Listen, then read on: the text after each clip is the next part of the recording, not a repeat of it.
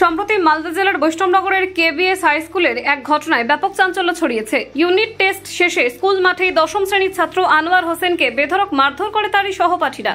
গুরুতর আহত অবস্থায় তাকে প্রথমে বেদরাবাদ গ্রামীণ হাসপাতালে নিয়ে যাওয়া হয়। পরে শারীরিক অবস্থার অবনতি হলে মালদা মেডিকেল কলেজ ও হাসপাতালে পাঠানো হয়।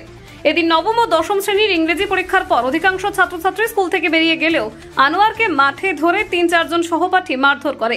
ঘটনাটি চোখে পড়তেই স্কুলের অন্য ছাত্রছাত্রীরা শিক্ষকদের খবর দেয়। দ্রুত শিক্ষকরা ছুটে গিয়ে আনোয়ারকে উদ্ধার করে হাসপাতালে পাঠান। স্কুলের প্রধান শিক্ষক আতাউর রহমান এই প্রসঙ্গে জানান, মারধরের ঘটনা স্কুল ভবনের ভিতরে ঘটেনি, মাঠে হয়েছে। খবর পেয়ে আমরা দ্রুত তাকে উদ্ধার করি। তবে কেন এই হামলা হয়েছে তা এখনো স্পষ্ট নয়।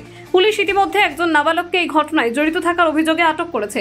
ঘটনার তদন্ত চলছে। আমার ভাতিজা পরীক্ষা দিতে গেছিল, পরীক্ষা দিয়ে কি যে হয়েছে ওকে ফিল্ডে নিয়ে যায় 2-3 জন মেলে ওকে মেরেছে।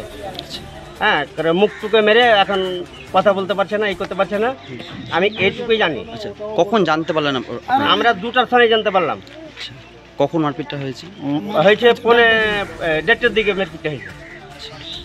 এখন কোথায় নিয়ে যাওয়া হলো? এখন মালদা নিয়ে যাওয়া হলো। কেন? হয়তো কোনো এখানে রিস্ক ছিল না, সিরিয়াসভাবে নিয়ে গেল। কারা মারধর করেছে? মারধর করেছে ছাত্রতে। ওরা কোথায়? ওটা আমি সঠিক বলতে পারছি।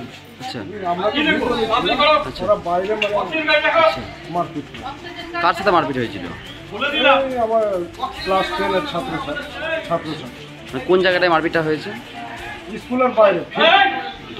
আচ্ছা, মানে কেন মারপিট হলো কিছু জানা গেছে? ওটাও বলতে পারছি না। আপনারা কিভাবে